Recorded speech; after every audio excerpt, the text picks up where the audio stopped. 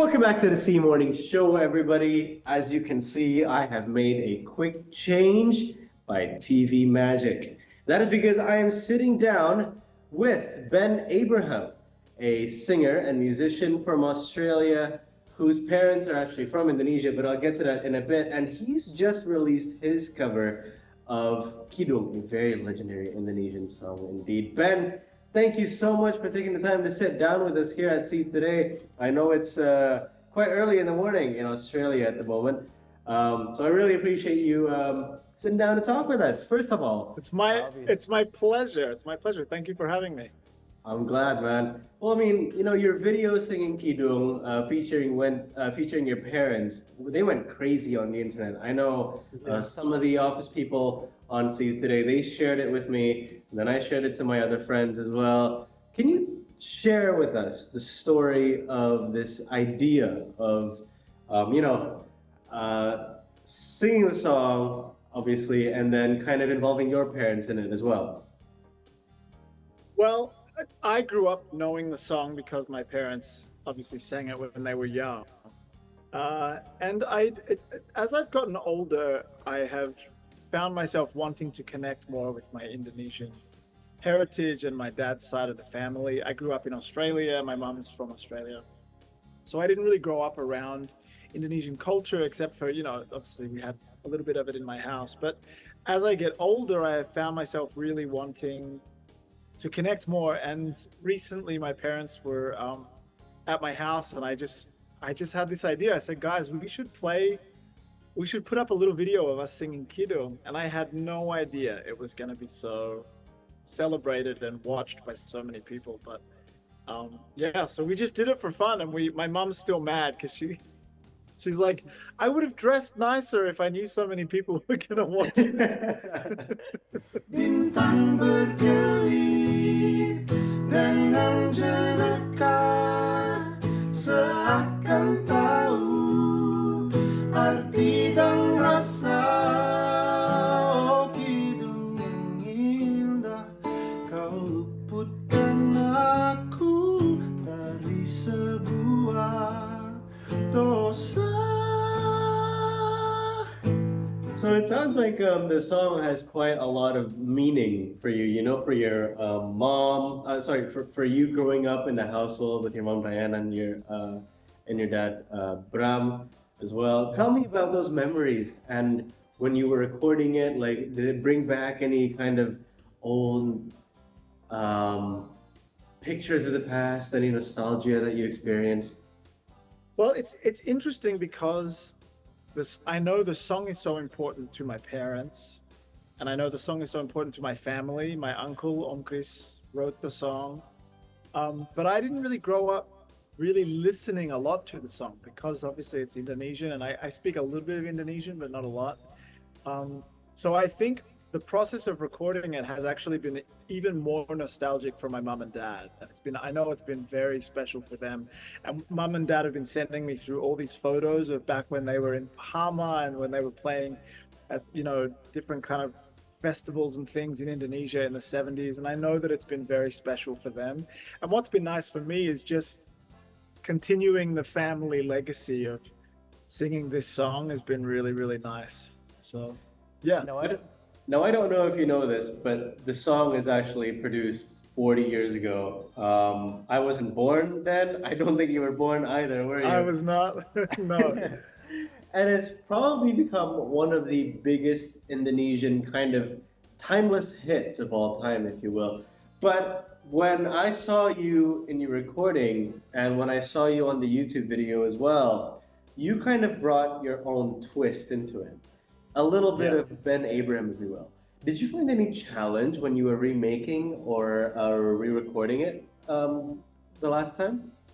Yeah, I worked with a producer so I actually live in Los Angeles, and I worked with a producer here to really protect. I think what I love about the song, when I listen to the old version, mostly I know my mom and dad's version, but of course I also know Chris's version. Mm-hmm.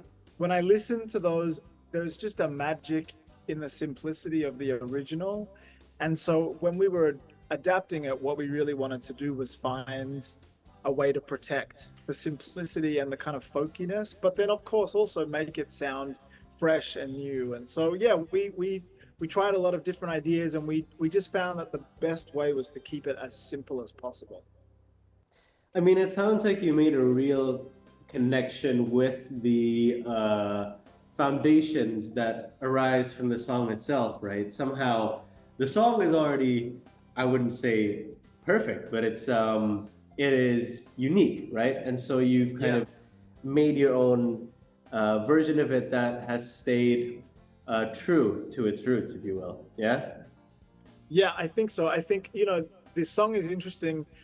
The song itself is obviously very iconic, but there's also that riff that plays the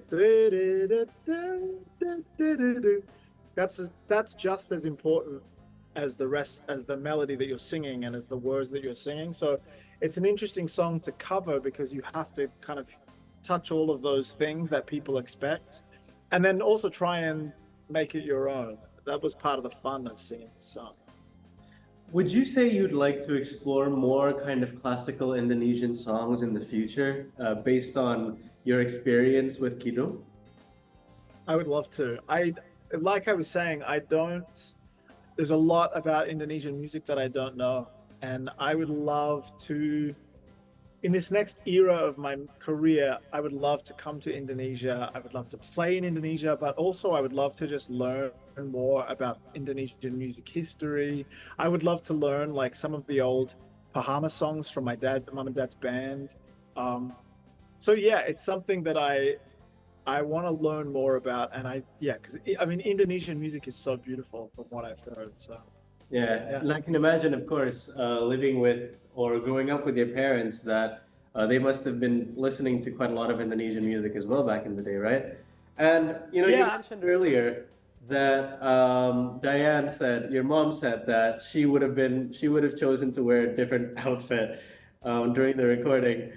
I can imagine how she reacted, but how were their, reactions, your mom and your dad, after listening to your version of Kidung? What did they say about it? How did it make them feel?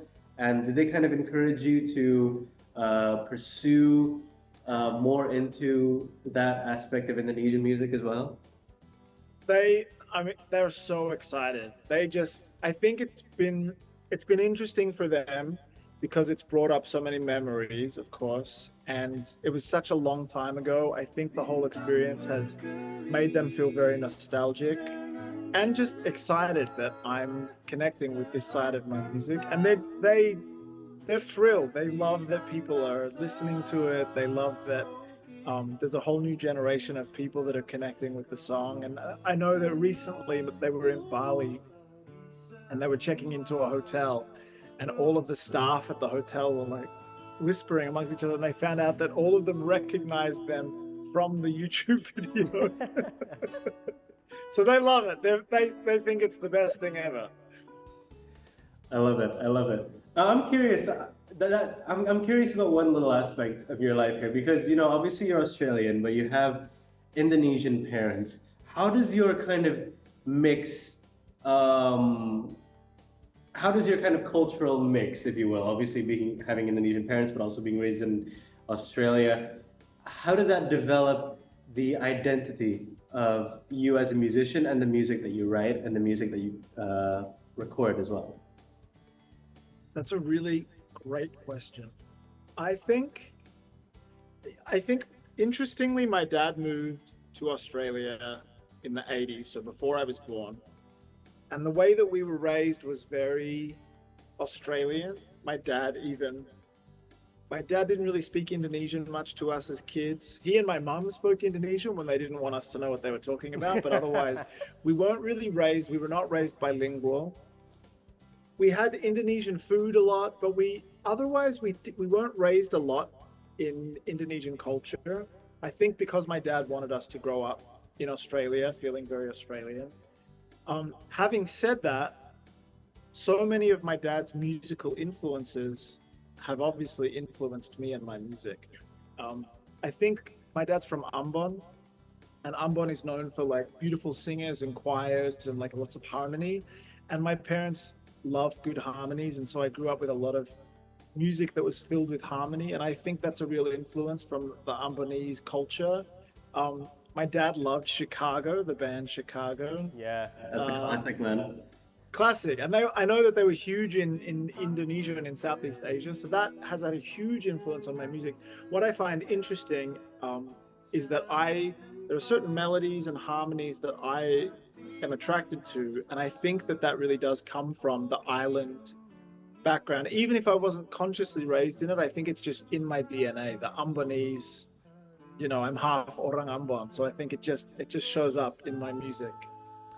So have you ever been home before? I've been to Indonesia a bunch of times. I've been to Ambon once when I was 21, so it's been a while now. I haven't been back. I desperately want to go back. How was the experience, man? Do you know what? I think I was 21. I still, for some reason, feel like I didn't fully appreciate how meaningful it was. I want to go back now that I'm more connected with my history, now that I'm more connected with my family in that respect. My dream would be to make my next album in Ambon and to just live there for a couple of months and really connect. I want to go visit the high school that my dad went to. I want to go visit the house that he grew up in. I want to spend time with my cousins, and that's my dream. This has become quite a reflective conversation, hasn't it? Yeah, yes, it has. It has. Now I'm a little bit curious. Obviously, you want to come back to Ambon again. You want to kind of reconnect with your roots. You want to go back to your dad's ancestral home, if you will. Yeah. Do you also listen to Indonesian music by any chance? And if so, can you tell me some of the musicians that you like? Obviously, you mentioned Chrissy earlier, but other Indonesian musicians that you find perhaps are very good at what they do, or perhaps that have had a strong influence in your career as a musician. Again, this is something that I'm only just starting to discover now. So what I've been doing lately, my mum gave me this box of cassette tapes from their Bahama days, literally rehearsal tapes, where they just in the 70s they set a tape recorder in a room, hit record, and just started playing music. And I've just been listening to that 24/7. It's amazing, dude. It's 15 hours of just singing in a lounge room, but the most beautiful harmonies, all in Indonesian. Some of it's in Sundanese, some of it's in Ambonese. It's just beautiful stuff. That's honestly that's the limit of my understanding of Indonesian music. I'm ready. If you have any suggestions, feel free to send them to me. I'm ready to start listening and discovering new Indonesian music that's out there.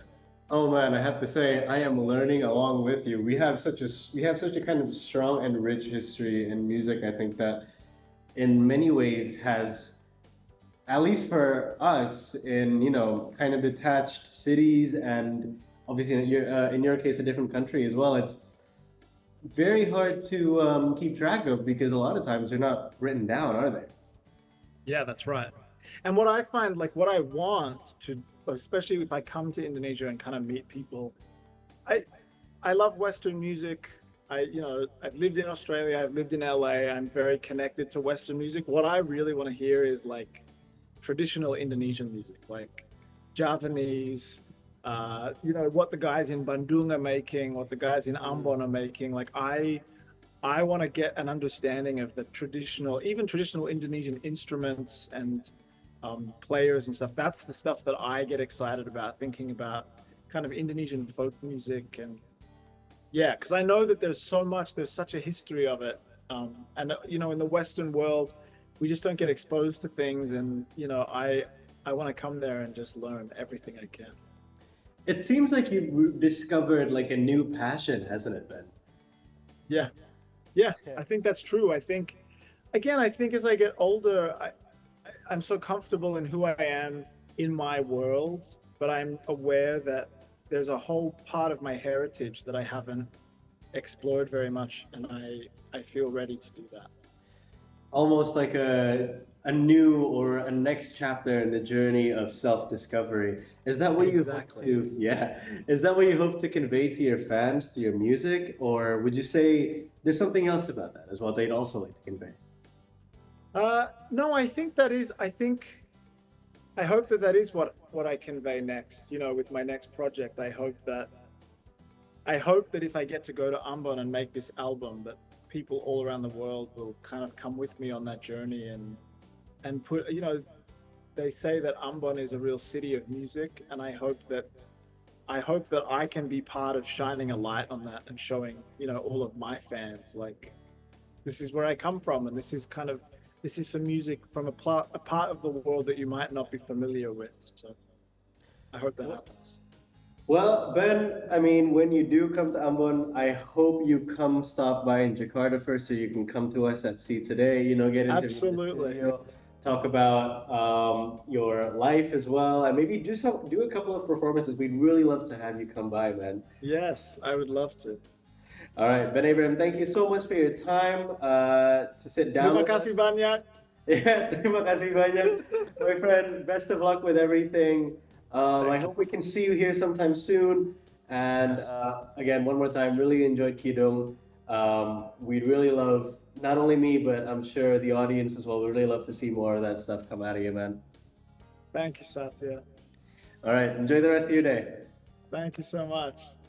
And that was our conversation with Ben Abraham. Certainly a very interesting conversation, not only through him talking about Kidung, but also him talking about, you know, his experience living in Australia as the descendant of Indonesian. Certainly I can relate to that quite a lot, given I used to live in the States and I was raised in the States myself. So I find it quite interesting how he used Indonesian music to rediscover his roots, if you will. Certainly a very powerful tool indeed.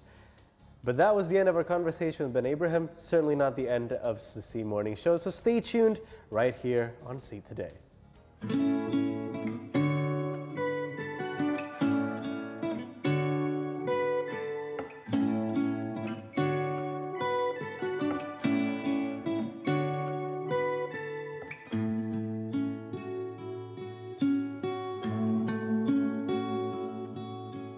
Tak